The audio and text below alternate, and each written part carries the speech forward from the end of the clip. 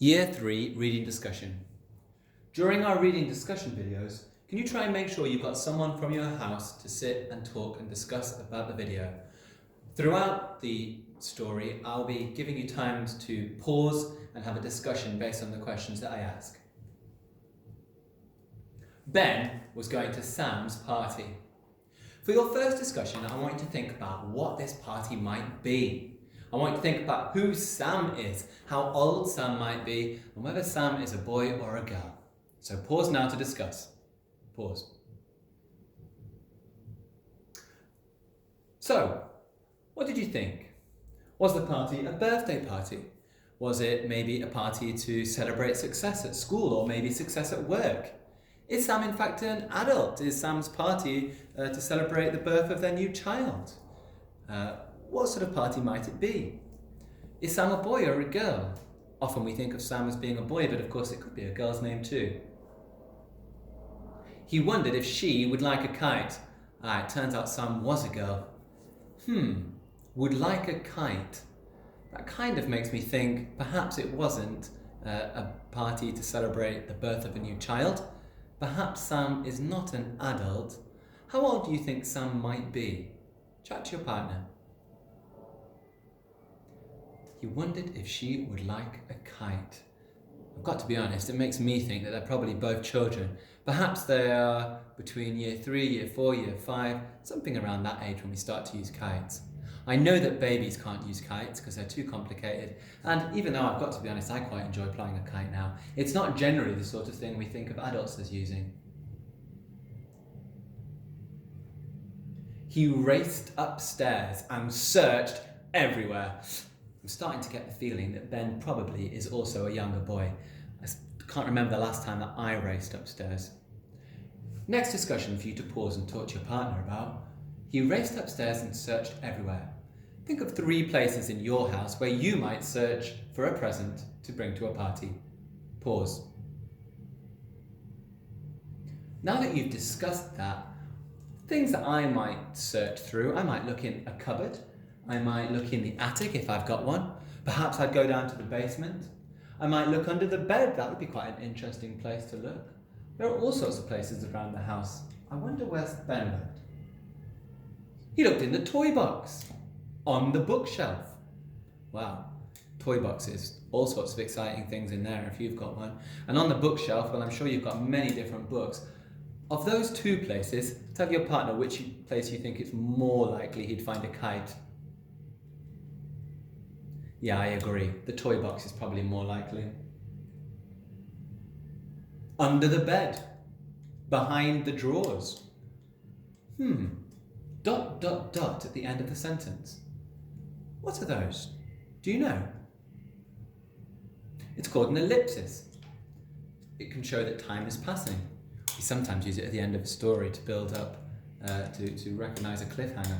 We can use it inside a story to build suspense.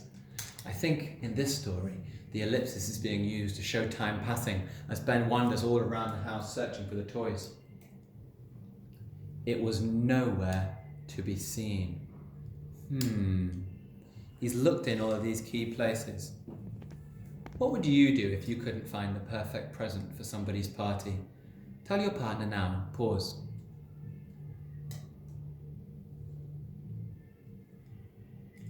So now that we're back, let's see what Ben did. Finally, he picked up his football kit. At last. Tell your partner, what do you think Ben is going to do? Pause and discuss. Wow. Finally. Interesting. The comma there tells me that that is a fronted adverbial. It's telling me at what point he picked up his football kit. Finally tells me that it was after a long time of searching. Finally, he picked up his football kit. At last. It's got an exclamation point at the end of that sentence, an exclamation mark. I notice there's another exclamation mark here as well. Can you pause and tell your partner, what's an exclamation mark for? Pause. That's right, an exclamation mark points out something serious that's happened, something exciting that's happened. We might use it for a warning. We might even use it when we're really excited. It's to show that something big has just happened or is about to happen. It's to exclaim what's going on. In this case up here, he raced upstairs and he searched everywhere. In this case down here, finally he picked up his football kit at last.